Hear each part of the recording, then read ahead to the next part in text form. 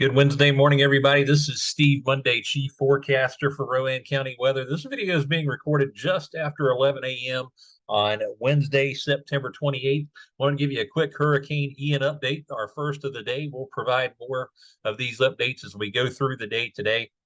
But taking a look, you can see Ian, as of the last advisory, still a very strong Category 4 hurricane, just 2 miles per hour shy in terms of sustained winds of becoming, or excuse me, of wind gusts becoming a Category 5 hurricane. So I would treat this as a Category 5 hurricane if you're in Florida, but keep in mind Category 4, Category 5, 2 miles per hour in terms of wind strength, not going to make much of a difference. The impacts are still going to be the same, and they're going to be catastrophic, unfortunately, for the folks down in Florida as we go through the day today and even into tomorrow.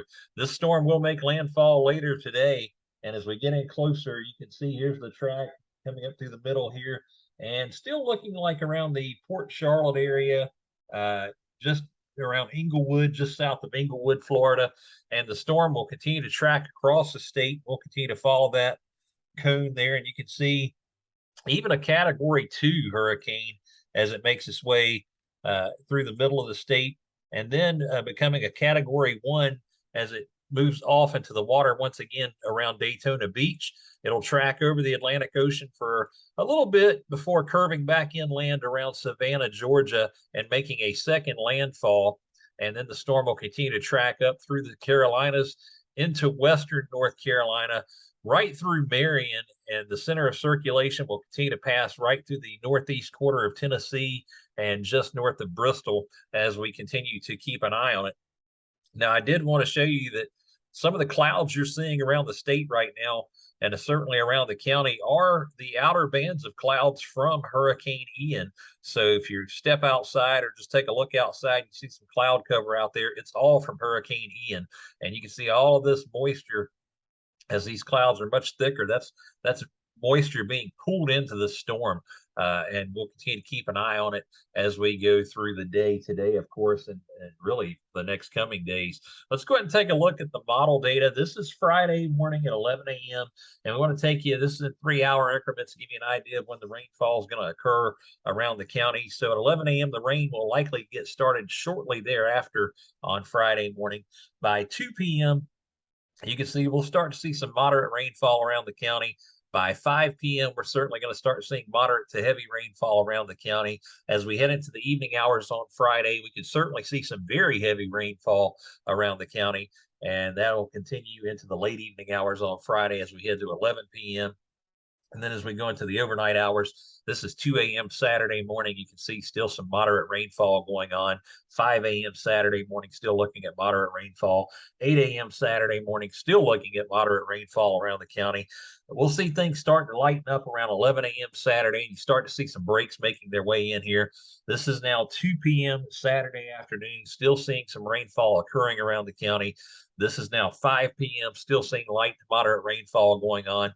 By 8 p.m. Saturday night, we're really starting to see quite a few breaks in there. 11 p.m. Then as we head into the overnight hours into Sunday, we see quite a few breaks with rain continuing to move in off and on as we head into Sunday morning. This is at 11 a.m. And then by Sunday afternoon, we can see some showers make their way back in as well. So certainly a wet weekend ahead for us. This is now going on 5 a.m. Monday morning, and you can see rain still occurring as the system continues to make its way north of the county and the area. Now let's go ahead and take a look at what we can expect in terms of impacts and different things like that. Deep tropical moisture associated with Ian will bring the potential for a flood and heavy rainfall threat to the area.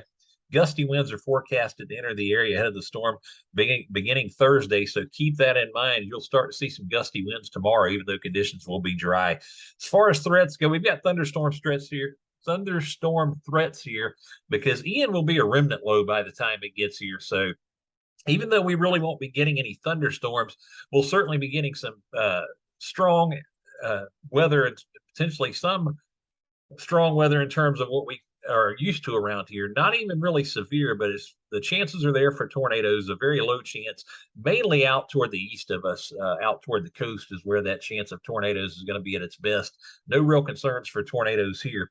Damaging winds are possible here in the county and certainly in the area, as we'll see gusts up to 20, 30 miles an hour, and maybe even some gusts south of where we are, south of Charlotte, at around 50 miles an hour. And that's going to be closer to that center of circulation as it passes off to our west.